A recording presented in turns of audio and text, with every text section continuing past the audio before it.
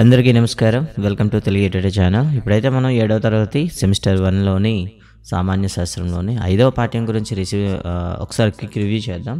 So మీరు ఎవరైనా first time channel చూస్తుంటే ప్లీజ్ సబ్స్క్రైబ్ చేసుకోండి. మా యొక్క వీడియోస్ అప్డేట్స్ అవ్వాలన్నా పక్కన ఉన్న బెల్ ఐకాన్లో ఆల్ నోటిఫికేషన్ ఎనేబుల్ చేయండి. అండ్ టెట్కి సంబంధించి కంప్లీట్ మెటీరియల్ కావాలంటే కింద డిస్క్రిప్షన్లో ఒక యాప్ అయితే మీకు ఇవ్వడం జరిగింది. యాప్ని మీరు డౌన్లోడ్ చేసుకోవచ్చు. సో ఇక క్లాస్లోకి వెళ్దాం. సో నిజానికైతే చలనము, కాలము అనే టాపిక్ అయితే మనకి ఇవ్వడం జరిగింది. అయితే ఇందులో సబ్ టాపిక్ అయితే మనకు 10 సబ్ టాపిక్స్ అయితే ఇక్కడ ఇచ్చారు. చలనము మరియు విరామ స్థితి అంటే ఏంటో తెలుసుకుంటాం, చలనాలు గల కారణాలు తెలుసుకుంటాం, దూరము, కాలము, సమచలనం అంటే ఏమిటి, అసమచలనం అంటే ఏంటో తెలుసుకుందాం, చలనముల రకాలు తెలుసుకోబోతున్నాం. నెమ్మదిగా, వేగంగా అంటే వేగంలో మార్పు అంటే వడి, దూరము, కాలము సంబంధించినటువంటి గ్రాఫ్, అంతరిక్ష విజ్ఞానము, భారతదేశపు చరిత్ర, ఇలాంటి అంశాలన్నీ కూడా ఈ పాఠంలో అయితే మనం డిస్కస్ చేయబోతున్నాం. సో ముందుగా చూద్దాం. ఇక్కడైతే కొన్ని వస్తువులు కదలకుండా ఉండేవి, కొన్ని కదిలే వస్తువులు, కొన్ని వివిధ వేగాలతో కదిలే వస్తువులు ఒక ముఖ చిత్రం అయితే ఇచ్చారు. దీనిపైన కొన్ని ప్రశ్నలు వేశారండి. ఓకేనా. సో వీటి ప్రశ్నలు అయితే మొత్తాన్ని నేను చదవట్లేదు. చూడండి, అన్ని వస్తువులు కదలికలు ఒకే విధమైనవా, లేదా వస్తువులు కదిలే వస్తువులు విరామ స్థితిలోకి వచ్చేలా చేసేది ఏమిటి, రైలు సరళరేఖ వెంబడి వెళ్తే ఆ చలనం ఏమని పిలుస్తారు, పక్షుల రెక్కల కదలిక మరియు ముందుకు వెళ్ళే కదలిక ఒకే విధంగా ఉన్నాయా? ఈ ప్రశ్నల సమాధానం మనం తెలుసుకోవాలంటే చలనం అంటే ఏమిటి, విరామ స్థితి అంటే ఏమిటి, దూరము, కాలము, చలనాల రకాల గురించి మనం తెలుసుకోవాల్సి ఉంటుంది. ఇక చలనం అంటే ఏమిటి, విరామ స్థితి అంటే ఏంటో చూద్దాం ఒకసారి. నిజానికి చలనము అనేది మన నిజ జీవితంలో ఒక సర్వసాధారణమైన విషయం. అయితే మనం పాఠశాలకు నడిచి వెళ్ళే సందర్భంలో చెట్లు, భవనాలు, డిస్ప్లే బోర్డులు, విద్యుత్ స్తంభాలు వంటి చాలా వస్తువులు విరామ స్థితిలో ఉండడాన్ని గమనిస్తాం. కానీ మనం ఏదైనా ఒక కదిలే బస్సులో కానీ రైలు బండిలో నుండి కానీ వీటిని చూసేటప్పుడు అవి కదులుతున్నట్లుగా మనకు అనిపిస్తుంటాయి.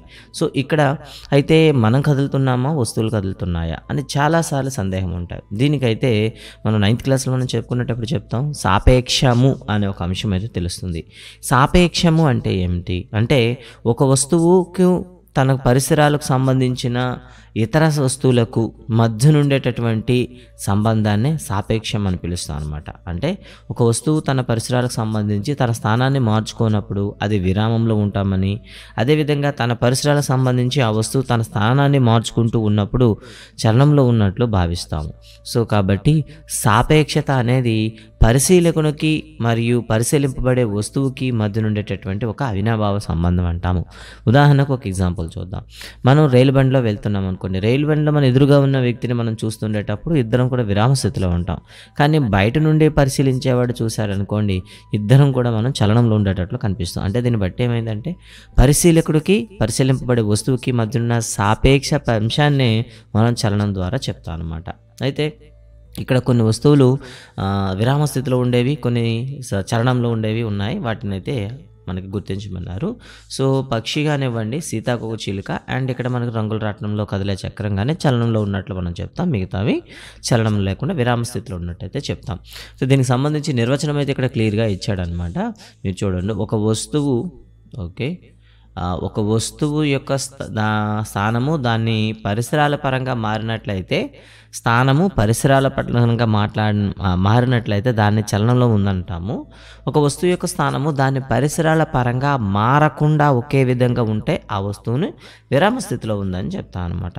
అయితే చలనాలు, కారణాల గురించి మాట్లాడదాం. సో ఎప్పుడైనా ఒక వస్తువు చలించాలంటే దానికి కారణమైనటువంటి అంశం ఏమిటి?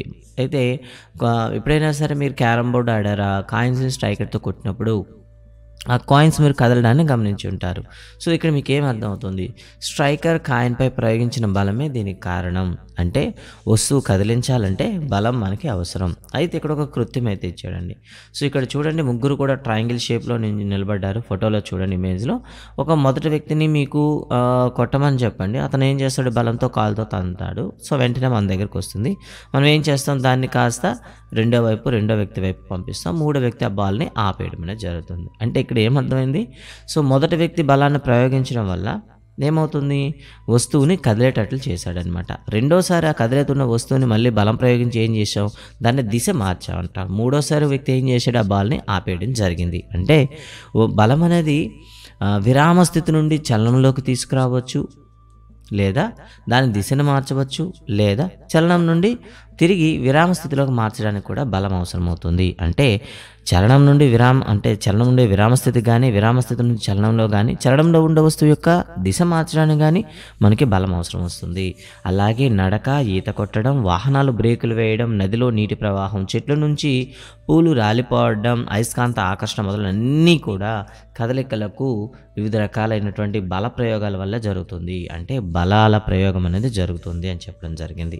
ఒక వస్తువుపై బలం ప్రయోగించినప్పుడు అది ఆ ప్రదేశం నుండి మరో ప్రదేశానికి కదులుతుంది కదా. ఆ కదిలేటప్పుడు వెళ్ళే మార్గం పొడవుని ఏమని పిలుస్తారు అంటూ ఒక ప్రశ్న అయితే అడిగాడు అనమాట. నిజానికి వాటినే మనం ఏమంటాం, దూరం. ఒక వస్తువు 2 స్థానాల మధ్య ప్రయాణించి నా మార్గం యొక్క మొత్తం పొడవుని మనం దూరం అంటాము. దూరం యొక్క ప్రమాణాలు చూసుకుంటే ప్రాథమిక ప్రమాణం చూడండి. దూరం యొక్క ప్రాథమిక ప్రమాణము ఏంటి అంటే మీరు సెంటీమీటర్లు అని చెప్తారు. అలా కాకుండా దూరం యొక్క ఎస్ఐ ప్రమాణాలు ఏంటంటే మీరు మీటర్ చెప్తారు. ప్రాథమిక ప్రమాణం సెంటీమీటరు, సో ఎస్ఐ ప్రమాణాలు మీటర్లు అండి. ఇంకా ఎక్కువ దూరాలను మనం తెలుసుకోవడానికి కిలోమీటర్లను కూడా ఉపయోగిస్తూ ఉంటాం. ఇంకా విద్యార్థులకు సంబంధించి MDM స్థలం నుండి తరగతికి బెంచ్కి మధ్య దూరాలు కనుక్కోమని యాక్టివిటీస్ అయితే ఇచ్చారు. ఇక మీకైతే ఒక పట్టిక అయితే ఇచ్చాడనమాట. పట్టమైన అయితే ఇచ్చాడు విద్యార్థుల కోసము. చూడండి, రోడ్డు A అనేది 1.5 కిలోమీటర్స్ ఉంటే రోడ్డు B అనేది 2 కిలోమీటర్స్లో ఉంది. విద్యార్థులకి ప్రశ్న అడిగాడు అనమాట. ఇప్పుడు AB రోడ్ల గుండా ప్రయాణించాలంటే తొందరగా వెళ్ళాలంటే ఏది మనకి సరిపోతుంది అని అడిగాడు అనమాట. నిజానికి తక్కువ దూరంలో ఉండాలంటే మనకి రోడ్ 1 సరిపోతుంది. రోడ్డు B అనేది మనకి ఎక్కువ సమయం పడుతుంది. అయితే ఇక్కడ మాట అన్నాడు. సో స్థానభ్రంశం అంటే ఏంటో ఒక మాట అయితే చెప్పాడనమాట. నిజానికి ఇక్కడ వస్తుంది అనుకుందాం. P అనే వస్తుంది, Q అనే వస్తుంది. P అనే వస్తువు నుండి Q అనే వస్తువు వెళ్ళడానికి మనకు రోడ్డు ఈ విధంగా ఉందనుకోండి. ఈ రోడ్డు మార్గం మొత్తాన్ని కలిపి మనం ఏమని పిలుస్తామంటే దూరం అని పిలుస్తాం. ఒకవేళ ఈ మధ్య ఉండే దూరాన్ని ఒక సరళరేఖ వేసి మనం స్ట్రైట్గా కనిష్ట దూరాన్ని కానీ మనం చూసినట్లయితే ఈ కనిష్ట దూరాన్ని మనం ఏమంటాం, ఇక్కడ స్థానభ్రంశం అంటాము అని ఇవ్వడం జరిగింది. అంటే 2 ప్రదేశాల మధ్య గల అతి తక్కువ దూరము లేదా సరళరేఖ మార్గము. చూడండి, 2 వస్తువుల మధ్య, 2 బిందువుల మధ్య, 2 స్థానాల మధ్య ఏదైనా కావచ్చు. సరళరేఖ మార్గము లేదా అతి తక్కువ దూరము లేదా వాటి మధ్య ఉండేటటువంటి యథార్థ దూరం అని అడిగినా కూడా మీరు ఏం చెప్తారంటే స్థానభ్రంశం అని చెప్తారు. అయితే ఇక్కడ ఒక చిన్న కంపారిజన్ ఉంటుంది మీకు. స్థానభ్రంశం అనేది అదేవిధంగా దూరానికి మధ్య సంబంధం ఏమిటి? స్థానభ్రంశం ఎల్లప్పుడూ కూడా దూరానికన్నా తక్కువ కానీ లేదా సమానంగా ఉంటుంది, గుర్తుపెట్టుకుంటారు. దూరం కన్నా తక్కువగాను లేదా సమానంగాను ఉండే అవకాశమే ఉంటుంది. ఈ ఒక్క రిలేషన్ మీద మనకి ఎన్ని రకాలుగా ప్రశ్న అడగవచ్చు. సో కాబట్టి దాన్ని గుర్తుపెట్టుకుంటారు.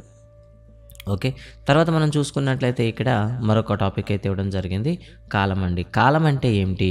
2 ఘటనల మధ్య కొలవదగిన వ్యవధిని కాలం అంటారు అని ఇవ్వడం జరిగింది.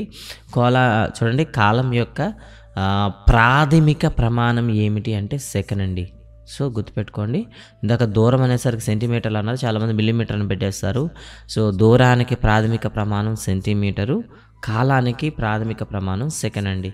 ఇక తర్వాత చాలా ప్రమాణాలు అయితే వాడతాం. సో నిమిషాలు, గంటలు వాడుతూ ఉంటాం. కాలానికి సంబంధించి కొన్ని వివరాలు అయితే ఇవ్వడం జరిగింది. ఒకసారి చూడండి, 60 సెకండ్లు 1 నిమిషము, 60 నిమిషాలు 1 గంట, 24 గంటలు 1 రోజు, 365 రోజులు 1 సంవత్సరం. ఇక్కడే కాస్త చిన్న తేడా అయితే ఉంది. 10 సంవత్సరాల కాలాన్ని మనం శతాబ్దం అనమండి, దశాబ్దం అంటాము. సో ఇది maybe next year text book కరెక్షన్లో వస్తుందేమో. 10 దశాబ్దాలు వచ్చాయనుకోండి, వాటిని ఒక శతాబ్దం అంటాము. ఓకేనా? శతాబ్దం అంటే 100 సంవత్సరాలు, దశాబ్దం అంటే 10 సంవత్సరాలు. 10 శతాబ్దాలు 1 సహస్రాబ్దము, 10 సహస్రాబ్దాలు 1 మిలీనియం అండి, గుర్తుపెట్టుకుంటారు.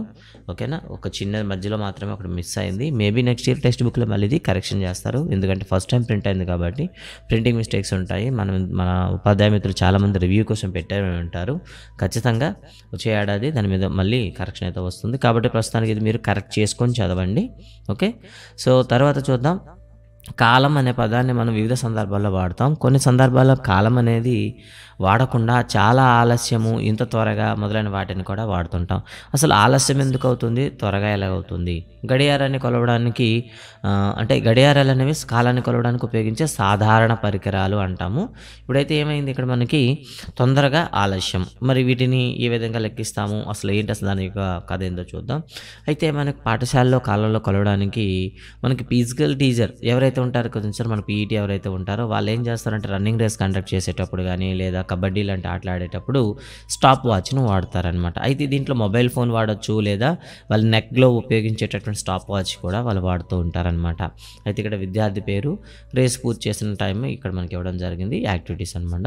అంతేకాకుండా మన కెమికల్ ల్యాబ్లో కూడాను రసాయన చర్య పూర్తి కావడానికి పట్టే సమయం, ఒక డోలనం కొరకు లోలకానికి పట్టే సమయం మొదలైనవి వాటిని లెక్కించడానికి మనం స్టాప్ వాచ్ అయితే వాడతాం అనమాట. ఇవే కాకుండా రన్నింగ్ రేసులు కానీ ఆటల సమయంలో కానీ ఖచ్చితంగా అంటే సెకండ్ అంటే తక్కువ కాలాన్ని కూడా లెక్కించడంలో ఇవి మనకి సహాయపడతాయి అన్నమాట. అంటే సెకండ్ని మళ్ళీ 60 భాగాలు చేసి లెక్కిస్తూ ఉంటాం. ప్రస్తుత కాలంలో మన ఎలక్ట్రానిక్ గడియారాలు, డిజిటల్ గడియారాలు మరియు మొబైల్ ఫోన్లో స్టాప్ క్లాక్ సమయాన్ని లెక్కించడానికి ఉపయోగిస్తున్నారు. కొన్ని శతాబ్దాల క్రింద ప్రజలు ఇప్పుడు అరుదుగా కనిపించే లోలక గడియారాలనే ఉపయోగించేవారు. రెండు సంఘటనల మధ్య తక్కువ సమయాన్ని ఖచ్చితంగా లెక్కించడానికి మనం స్టాప్ వాచ్ అయితే ఉపయోగిస్తాం. అయితే మీకు తెలిసిన మాట ఇచ్చాడండి. ఇప్పటివరకు అయితే మనం వీటిని ఉపయోగిస్తాం. మరి పూర్వం దీన్ని ఏ విధంగా ఉపయోగించేవారు అంటే మనం వారాలు, పక్షాలు, నెలలు, ఋతువులు, ఆయినాల్లో కూడా కొలిసేవాళ్ళం. సో ఇప్పుడైతే ఎలా ఉంది అంటే అప్పట్లో వాడే పరికరాలు చూద్దామండి. సన్ డయల్ కానీ, ఇసుక గడియారం కానీ, నీటి గడియారాలు కానీ వాళ్ళు ఎక్కువగా ఉపయోగించేవారు. అయితే మన పూర్వీకులు ప్రకృతిలో పునరావృతం జరిగే సంఘటనలను గుర్తించి వాటిని ఆధారంగా కాలాన్ని కొలిచేవారనమాట. వరుసగా 2 సూర్యోదయాల మధ్య కాలాన్ని ఒక రోజుగా పిలిచేవారు. అదేవిధంగా ఒక అమావాస్య నుండి తరువాత అమావాస్య వరకు మధ్య కాలాన్ని ఒక నెలగా కొలిచేవారు.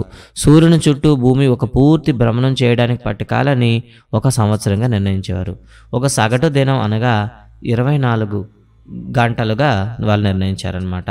ఈ విధంగా మనకి ఏం చేయడం జరిగిందంటే కాలానికి సంబంధించినటువంటి వివరణలు ఇవ్వడం జరిగింది.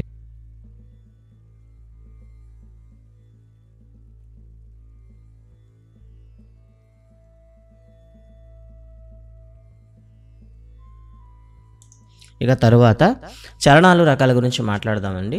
అన్ని చలనాలు ఒకే విధంగా ఉండవు. చలనం అనేది మనకి 3 రకాలుగా ఉంటుంది. 1 స్థానాంతర చలనము, 2 భ్రమణ చలనము, 3 డోలన చలనము. అయితే ఇప్పుడు ఒక్కొక్క చలనం గురించి మాట్లాడదామంటూ స్థానాంతర చలనం గురించి ఇక్కడైతే ఇవ్వడం జరిగింది. సో బొమ్మకారుతో ఆడుకున్నావా, నువ్వు ఆ బొమ్మను ముందుకు నెడితే అది ఎలా కదులుతుంది? చలించే వస్తువు యొక్క అన్ని భాగాలు వస్తువుతో పాటు ఒకే దిశలతో కదులుతూ ఉన్నట్లయితే అటువంటి చలనాన్ని స్థానాంతర చలనము అంటారు అని ఇవ్వడం జరిగిందనమాట. ఇక్కడ చూడండి, బిల్డింగ్ ఏ అని ఉంది, బిల్డింగ్ బి అని ఉంది. ఇక్కడ బస్సు అనేది బిల్డింగ్ ఏ నుండి బిల్డింగ్ బికి ఒక నిర్దిష్ట కాల వ్యవధిలో కదిలింది. వాటిని గమనిస్తూ కింది ప్రశ్నలకు సమాధానాలు ఇవ్వండి అంటే ఇవ్వడం జరిగింది. బస్సు యొక్క అన్ని భాగాలు అనగా చక్రాలు, హెడ్లైట్, కిటికీలు అన్నీ కూడాను ఏ బిల్డింగ్ నుండి బి బిల్డింగ్ ఒకే దూరంలో ప్రయాణించినాయా? బస్సు యొక్క చలన దిశ సరళ దిశ వెంబడి ఉందా లేదా వక్రరేఖ వెంబడి ఉందా అంటూ అడిగాడు అనమాట. బిల్డింగ్ ఏ నుండి బి వరకు ఉండే సరళ రేఖలో బస్సు యొక్క అన్ని భాగాలు కూడా బస్సుతో కలిసి ప్రయాణిస్తుంటాయి. అంటే కదిలే వస్తువు యొక్క అన్ని బిందువులు ఒకే దిశలో ఒకే దూరంలో కదిలే చలనానికి మరో ఉదాహరణ ఇవ్వండి అన్నాడు అనమాట.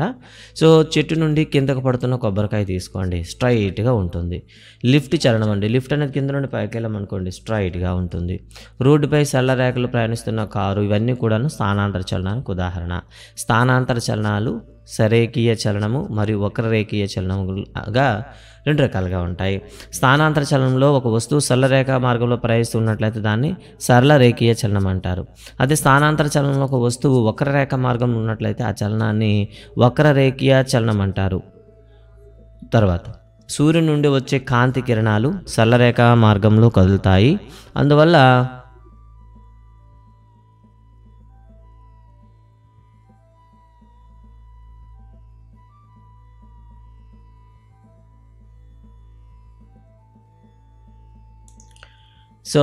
కాంతి కిరణాలు అంటే సూర్యుడి నుండి వచ్చే కాంతి కిరణాలు సరళరేఖ మార్గంలో కదులుతాయి. అందువల్ల కాంతి కిరణాల చలనం ఎప్పుడు కూడా సరళరేఖీయ చలనంగానే ఉంటుంది. అదే పాముని తీసుకున్నాం అనుకోండి, శరీరం వక్రరేఖ చలనంలో ఉంటుంది. కాబట్టి ఇది ఒక వస్తువు యొక్క అన్ని భాగాలు వక్రరేఖ మార్గం చలించినట్లయితే అలాంటి చలనాన్ని వక్రరేఖ చలనము అని పిలుస్తాం అనమాట. ఇక భ్రమణ చలనం అంటే ఏమిటి? అయితే భ్రమణ చలనానికి అదేవిధంగా వృత్త చలనానికి తేడా అయితే ఉంటుంది. ఒకసారి చూద్దామండి. చలిస్తున్న ఒక వస్తువు యొక్క అన్ని బిందువులు ఒక స్థిర బిందువు లేదా స్థిర కేంద్రము లేదా స్థిర అక్షము చుట్టూ వక్ర మార్గంలో చరిస్తూ ఉంటే ఆ భ్రమణాన్ని భ్రమణ చలనం అంట. ఇక్కడ ఫ్యాన్ కానివ్వండి లేదా బొంగరం కానివ్వండి, చూసారా ఇలా, లేదా మనకేం కనిపిస్తుంది ఇక్కడ మనకి జైంట్ వీల్ కానివ్వండి, ఇవన్నీ కూడా ఏమవుతాయి ఒక స్థిర అక్షం అని పిలుస్తాం కదా. స్థిర అక్షం కానీ స్థిర బిందువుని బేస్ చేసుకో అవి తిరుగుతూ ఉంటాయి. అలా తిరుగుతూ ఉంటే వాటిని ఏమని పిలుస్తామంటే మనకి భ్రమణ చలనాలు అంటారు. అయితే మరి వృత్తరేఖ చిత్రాల గురించి, వృత్తాకార చలనం గురించి కూడా తెలుసుకోవాలి. ఇక్కడ రంగుల రాట్నంలో చూస్తామనుకోండి, ఇక్కడ పిల్లాడు ఉన్నాడు అనుకోండి. ఈ పిల్లాడు ఏమవుతాడో చెప్పండి. సో ఇక్కడ మనకి ఏదైతే భ్రమణాక్షం ఉందో భ్రమణాక్షానికి స్థిర దూరంలో ఏమవుతుంది, నిరంతరం తిరుగుతూ ఉంటాడు. ఇలా తిరిగితే వాటిని మనం వృత్తాకార మార్గంలో ఉంటాయి కాబట్టి వాటిని ఏమని పిలుస్తామంటే వృత్తాకార చలనాలు అని పిలుస్తాం అనమాట. భ్రమణ చలనము వృత్తాకార చలనము రెండు ఒకేలా ఉంటాయి, చిన్న తేడా అయితే ఉంటుంది. భ్రమణ చలనం అనేసరికి ఒక అక్షం వెంబడి తిరుగుతూ ఉంటుంది. ఓకేనా, అక్షం వెంబడి అంటే భూమి తన చుట్టూ తాను తిరగడం అనేది భ్రమణ చలనంకు ఉదాహరణ అయితే, భూమి సూర్యుని చుట్టూ నిర్దిష్టంగా తిరగడం అనేది అంటే ఇక్కడ భూమి అనేది మరి మీరు చాలామంటారు దీర్ఘవృత్తం అంటారు. సో అలా ఫర్ ఎగ్జాంపుల్ తీసుకోండి, ఇంకేదైనా సరే వృత్తాకారంలో తిరిగితే వాటిని వృత్తాకార చలనం అని పిలుస్తాం అనమాట. సో రైట్, అక్షం వెంబడి తిరిగితే భ్రమణ చలనము, స్థిర దూరంలో తిరుగుతూ ఉంటే వృత్తాకార చలనం అండి. అయితే సైకిల్ చూద్దామండి. సరళరేఖ మార్గంలో కదులుతున్న సైకిల్ టైర్ యొక్క చలనాన్ని మీరు పరిశీలిస్తే టైర్లోని అన్ని భాగాలు ఒకే మార్గంలో కదులుతుంటాయి, అందువల్ల అది స్థానాంతర చలనం ఉదాహరణ. టైర్ పై ఉండేటటువంటి ప్రతి కణం కూడాను గుండ్రంగా తిరుగుతున్న సైకిల్ టైర్ను గమనిస్తే ఒక అక్షం పరంగా వక్ర మార్గంలో కదులుతూ ఉంటాయి. అంటే సైకిల్ టైర్ మనకి భ్రమణ చలనంలో ఉందని చెప్తాం అనమాట. అంటే సైకిల్ టైర్ అనేది మనకి భ్రమణ చలనం అవుతుంది, స్థానాంతర చలనం కూడా అవుతుందన్నమాట. ఇక్కడ ప్రశ్న, సరళరేఖ మార్గంలో ప్రయాణిస్తున్న సైకిల్ టైరు స్థానాంతర చలనమును అదేవిధంగా భ్రమణ చలనాన్ని రెండింటిని కూడా కలిగి ఉంటుంది. ఇక తర్వాత మీరు ఎప్పుడైనా తూగుడు బల్ల చూసారా, కుట్టు మిషన్లో సూది చూసారా అనే ప్రశ్న వేశారు అనమాట. కుట్టు మిషన్లో సూది కానివ్వండి, తూగుడు బల్ల కానివ్వండి, మనకి ఎలా అనిపిస్తుందో చెప్పండి. ఒక స్థిర బిందువు ఆధారంగా ముందుకి వెనక్కు ఎల్లప్పుడూ ఒకే మార్గంలో ఉంటాయి. ఇటువంటి చలనాన్ని మనం ఏమంటాం, డోలన లేదా కంపన చలనము అంటాము. చూశారు కదా, కంపన చలనం లేదా డోలన చలనం అంటారు. తూగుడు బల్ల ఒక స్థిరమైన బిందువు ఆధారంగా చేసుకుని పైకి కిందకి కదులుతుంది. ఈ రకమైన చలనాన్ని డోలన చలనం అంటాము. అదేవిధంగా ఉయ్యాల చూడొచ్చు, వీణలో కంపిస్తున్న తీగ కావచ్చు, పనిచేస్తున్న కుట్టు మిషన్ యొక్క సూది కావచ్చు, ఇవన్నీ కూడా మనకి కంపన చలనాలు లేదా డోలన చలనాలకు ఉదాహరణ. సో అన్ని వస్తువులు ముందుకి వెనక్కు లేక పైకి కిందికి కదులుతున్నాయి. ఆ వస్తువుల చలన దిశ ఏకాంతరంగా మారుతూ ఒకే మార్గంలో ఒకే స్థిర బిందువు ఆధారంగా ఉంటుంది, కావున వాటిని డోలన చలనాలు అంటారు. అయితే ఇక్కడ చూడండి, ప్రశ్న అడిగేటప్పుడు ఒకవేళ అప్లికేటివ్గా అడుగుతాడు, డోలన చలనం యొక్క లక్షణం ఏమిటి? ఇది ఒక స్థిర బిందువు ఆధారంగా సాగుతుంది, ఒకే మార్గంలో సాగుతుంది, ఏకాంతరముగా మారుతూ ఉంటుంది. ఇలా ఇస్తూ కిందన ఏదో కానిదాన్ని బట్టి ఒక లక్షణం ఇస్తాడనమాట. సో ఇచ్చేటప్పుడు మీరు కన్ఫ్యూజ్ అవ్వకుండా చూసుకుంటారు. ఏకాంతరంగా మారుతూ ఉంటుంది, ఓకే, ఏకాంతరంగా మారుతుంటుంది, ఒకే మార్గంలో ఉంటుంది, ఒక స్థిర బిందువు ఆధారంగా ఉంటుందన్నమాట. సో ఇలా మీరు ఏం చేయాలంటే మనకి డోలన చలనాల గురించి మనం తెలుసుకోవాలి. ఇక సమచలనము మరియు అసమచలనము. సమచలనం అంటే ఏంటి, అసమచలనం అంటే ఏంటో చూద్దామండి. ఒక వస్తువు సమాన కాల వ్యవధుల్లో సమాన దూరాలను ప్రయాణించినట్లయితే అది సమచలనం అంటామండి. అంటే ఇప్పుడు కూడా సమాన కాల వ్యవధిలో సమాన దూరంలో, అంటే గడియారంలో ముళ్ళు చూసారనుకోండి, సెకండ్ల ముళ్ళు ఉందనుకో, ప్రతి సెకండ్కి కదులుతూ ఉంటుంది. అలాగే నిమిషాల ముళ్ళు ప్రతి నిమిషానికి, అంటే ఇలా ఉంటే దాన్ని ఏమని పిలుస్తాం, సమాన కాల వ్యవధిలో సమాన దూరాలను కదులుతుంది కాబట్టి సమచలనం అంటాము. అసమచలనం అంటే ఏమిటి, మనకు తోటలోనూ ఏదో ఒక జంతువు తీసుకున్నాం అనుకో, అది ఏమవుతుంది, కొంత దూరంలో కొంత వేగంగా మరి కొంత దూరం కాస్త వేగంలో మార్పు వల్ల సో ఏమవుతుంది, నిర్దిష్ట దూరాలు కాకుండా వేరు దూరాలు కదులుతూ ఉంటుంది. ఇలా కదిలినట్లయితే దాన్ని అసమచలనం అంటారు. వస్తువు సమాన కాల వ్యవధుల్లో అసమాన దూరాలు ప్రయాణించినట్లయితే దానిని అసమచలనం ఉందని అంటాం అనమాట. సో ఈ విధంగా మనకి ఎగ్జాంపుల్ అయితే ఇవ్వడం జరిగింది. సమచలనానికి ఉదాహరణ గడియారం ముళ్ళు అయితే, అసమచలనకు ఉదాహరణ తోటలో ఎగురుతున్న మనకి ఒక సీతాకోకచిలుకని ఇచ్చాడనమాట. ఇక నెమ్మదిగా మరియు వేగంగా అంటే ఏమిటి? సో నెమ్మదిగా ఉండడము లేదా వేగంగా ఉండడం అనేది 2 అంశాల ఆధారంగా మనం చెప్తాం. ఒకసారి చూద్దాం. నిర్ణీత కాల వ్యవధిలో ప్రయాణించిన దూరము ఆధారంగా వస్తువు యొక్క చలనంను వేగంగా ఉన్నదో లేక నెమ్మదిగా ఉన్నదో మనం నిర్ణయించవచ్చు. అయితే కొన్ని వాహనాలు చూడండి, ఎగ్జాంపుల్ కొన్ని వాహనాలు ఇతర వాహనాల కంటే వేగంగా కదులుతాయని తెలుసు. ఒకే వాహనం సందర్భాన్ని బట్టి వేగంగా లేదా నెమ్మదిగా కదలవచ్చు, అది మనకు తెలిసిందే. వాహనాలన్నీ ఒకే రోడ్డు మీద ఒకే దిశలో కదులుతూ ఉన్నట్లయితే వాటిలో ఏ వేగంగా కదులుతున్నాయో మనం చెప్పవచ్చు. అన్నీ కూడాను ఒకే డైరెక్షన్లో ఉంటేనే మనం ఏది ఫాస్ట్గా వెళ్తుందో ఏది స్లోగా వెళ్తుందో మనం చెప్పగలం. అయితే చూద్దాం ఒకసారి. ఇక్కడ దూరము తీసుకుంటున్నాము, ఒకే సమయము తీసుకుందామండి. ఒకే దూరంలో ప్రయాణించేటప్పుడు బస్సు కన్నా సైకిల్ ఎక్కువ సమయం పడుతుంది. చూసారా, బస్సు అనేది ఆ దూరాన్ని తక్కువ సమయంలో తీసుకుంటే సైకిల్ అనేది ఎక్కువ సమయం పడుతుంది. అంటే ఇక్కడ దేనికి వేగం ఎక్కువ ఉన్నట్టు అంటే బస్సుకి వేగం అన్నట్టు. అంటే బస్సు కన్నా సైకిల్ నెమ్మదిగా ప్రయాణిస్తుంది. ఇక రెండో సిచ్యువేషన్, ఒకే నిర్దిష్ట సమయం ఇచ్చాం, అంటే 1 గంట టైం ఇచ్చాం. సైకిల్ ఎంత దూరం వెళ్తుంది, బస్సు ఎంత దూరం వెళ్తుందో మనం చూసాం అనుకోండి. బస్సు ఎక్కువ దూరం వెళ్తుంది అంటే సైకిల్ కన్నా బస్సు వేగంగా ప్రయాణిస్తుంది అని చెప్తాను అనమాట. అంటే వీటిని బట్టి ఒక వస్తువు యొక్క చలనము నెమ్మదిగా ఉందా లేదా వేగంగా ఉందా అని నిర్ణయించడానికి ఒకటి అది ప్రయాణించిన దూరమైన ప్రామాణికంగా తీసుకుంటాం, లేదా పట్టిన సమయమైన ప్రామాణికంగా తీసుకోవడం జరుగుతుంది. ఓకేనా, ఈ 2 అంశాలని ఆధారంగా మనం ఏం చేస్తామంటే వేగం అనేది నిర్ణయిస్తూ ఉంటాం అనమాట. తర్వాత వడండి, ఒక వస్తువు ఏకాంక కాలంలో ప్రయాణించిన మొత్తం దూరాన్ని వడిగా అంటాము. వడి అంటే ఏకాంక కాలము. ఏకాంక కాలం అంటే మీరు అక్కడ 1 సెకండ్ తీసుకుంటారా, 1 అవర్ తీసుకుంటారా, ఇది మీ ఇష్టం అండి. ఏకాంక కాలంలో అంటే 1 సెకండ్లో అది ప్రయాణించిన దూరమా, లేదా 1 సెకండ్లో అది పొందినటువంటి 1 గంటలో అది పొందిన దూరమా అనేది మీరు లెక్కిస్తారనమాట. సో దాన్ని మనం ఏమని పిలుస్తాం, వడిగా నిర్ణయిస్తాం. వడి అంటే స్పీడ్ అండి, స్పీడ్గా మనం చెప్తాం అనమాట. ఓకేనా. మోటార్ వాహనాల్లో స్పీడోమీటర్ గురించి మీరు గమనించే ఉంటారు. స్పీడోమీటర్ అంటే మనకి యారో మార్క్ అండి. ఓకే, యారో మార్క్ ఉంది కదా, ఇది స్పీడోమీటర్ అనమాట. ఇక తర్వాత ఓడోమీటర్ అండి, మనం ప్రయాణం చేసిన మొత్తం దూరాన్ని చెప్పేది ఓడోమీటర్ అనమాట. అంటే అక్కడ కిలోమీటర్ల రీడింగ్ ఇస్తుంది చూసారా, దాన్ని ఓడోమీటర్ అంటారు. మరి స్పీడోమీటర్ వాహనం వడిని గంటకు కిలోమీటర్లో చూపుతూ ఉంటుంది అనమాట. మన దైనందిక జీవితంలో చలనంలో ఉన్న వస్తువుల యొక్క ప్రమాణం అంతా ఒకే విధంగా చలనంలో వస్తువు యొక్క ప్రయాణం అంతా ఒక విధంగా కదలలేవు. కాబట్టి వస్తువు యొక్క వడిని వ్యక్తీకరించడానికి మనం దాని సగటు వడిన చెప్తాము. అంటే ఫర్ ఎగ్జాంపుల్ చూడండి, ఏ అనే పాయింట్ నుండి బి అనే పాయింట్కి రావడానికి ఏ అనేవాడు ఏం చేశాడు, ఒక మార్గంలో వెళ్ళాడు అనుకుందాం. సో మొత్తం వెళ్ళిన దూరం 60 కిలోమీటర్లు, అతను వెళ్ళడానికి 2 గంటలు పట్టింది అనుకుందాం. అయితే తన వడి ఎంత అవుతుందండి, 60/2 = 30 కిలోమీటర్లు బై గంట అని రాస్తాం. నిజానికి తను ప్రారంభించినప్పుడు వేగం ఎంత ఉంటుంది, 0 ఉంటుంది. ఏదో ఎత్తు వచ్చింది అనుకోండి, ఎత్తు వచ్చేటప్పుడు స్పీడ్ తగ్గుతుంది, అండ్ డౌన్ వచ్చేటప్పుడు ఏమో స్పీడ్ పెరుగుతుంది. అలా మనం చెప్పుకునేటప్పుడు అలా అయితే ఇక్కడ నిర్దిష్టంగా 30 ఉంటుందని చెప్పలేం కదా ప్రతి పాయింట్లో. అందుకే మనం ఏం చేస్తామంటే వడిని ఎప్పుడు చెప్పినా కూడా సగటుని తీసుకుంటాం. అంటే గరిష్టంగా వాడు 90 కిలోమీటర్ల వేగంతో వెళ్ళొచ్చు, కొన్నిసార్లు 0 km/h స్పీడ్తో ఉండొచ్చు. సో మనం ఏం చేస్తాం, ఓవరాల్గా చెప్పేటప్పుడు వాటి యొక్క వడిని మనం చెప్తాం. వడిని చెప్పేటప్పుడు సగటు తీసుకుంటాం అనమాట. సో సగటు వడి సూత్రం ఏంటంటే ప్రయాణించిన మొత్తం దూరము బై ప్రయాణించడానికి పట్టిన మొత్తం కాలం అనమాట. ఇలా మనం నిష్పత్తిగా చెప్పడాన్ని మనం సగటు వడిగా మనం చెప్తాం అనమాట. గుర్తుపెట్టుకోండి, సగటు వడి వస్తువు ప్రయాణించిన మొత్తం దూరము మరియు మొత్తం పట్టిన కాలంలో నిష్పత్తిని మనం ఏం చెప్తాం, మనం ఇక్కడ వడిగా చెప్తాం అనమాట. అంటే ఒక నిర్దిష్ట క్షణంలో, అంటే ఒక స్పెసిఫిక్ టైంలో, ఒక పాయింట్ ఆఫ్ టైంలో వాహనం ఎంత వడితో ఉంది అని చెప్పడానికి ఉపయోగపడేది స్పీడోమీటర్ అనమాట. దీని సహాయంతో ఆన్ ద స్పాట్లో ఉండేటటువంటి వడిని మనం తెలుసుకోవచ్చు. ఓకే, వడికి ప్రమాణాలండి. సో సాధారణంగా అయితే మీటర్/సెకండ్ అండి. ఇప్పుడు కూడా మనం వాడుతున్న SI సిస్టమ్ కూడా మీటర్/సెకండ్, ఇదే ప్రామాణికం. అయితే కొద్ది ఎక్కువ దూరాన్ని మనం కిలోమీటర్/గంటల్లో చెప్తూ ఉంటాం.